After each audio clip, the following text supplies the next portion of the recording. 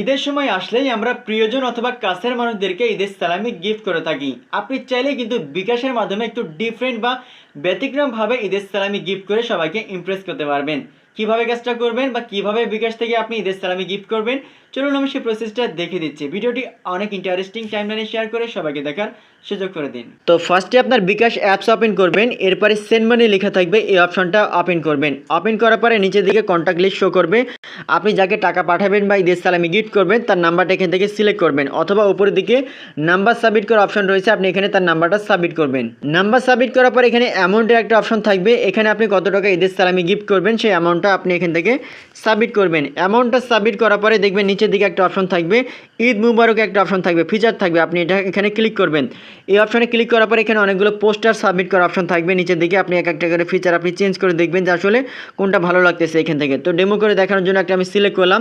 এরপর এখান থেকে অ্যামাউন্ট শো করবে, আর নোট বা স্বাক্ষর যোগ করুন। এখানে যদি আপনি ক্লিক করেন এখান থেকে আপনি কিছু একটা লিখতে পারবেন, অর্থাৎ তাকে দেখানোর জন্য বা তাকে কিছু বলার জন্য আপনি এখান থেকে 28টা অক্ষর বা লেটারের মাধ্যমে এখান থেকে কিছু একটা লিখতে পারবেন। ঠিক আছে, লেখার পরে এখান থেকে প্রিভিউ লেখা আছে, এখানে যদি আপনি ক্লিক করেন এটা কিভাবে দেখাবে এটা আপনি এখান থেকে দেখতে পারবেন।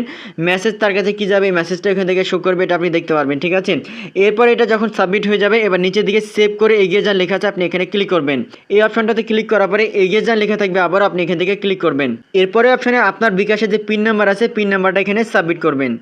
এরপরে নিচের দিকে ট্যাপ করে চাপ দিয়ে ধরতে হবে আপনাকে, এর জন্য আপনি এখান থেকে ট্যাপ করে চাপ দিয়ে ধরবেন, তাহলে অটোমেটিক কিন্তু তার কাছে ঈদের সালামিটা চলে যাবে এবং সেও দেখার পরে অনেকটা ইমপ্রেস হয়ে যাবে, ডিফারেন্ট লুকে তার কাছে ঈদের সালামিটা গিফট হয়ে যাবে। ভিডিওটি অনেক ইন্টারেস্টিং, আপনি বেশি বেশি টাইমলাইনে শেয়ার করে সবাইকে দেখার সুযোগ করে দিন। ধন্যবাদ।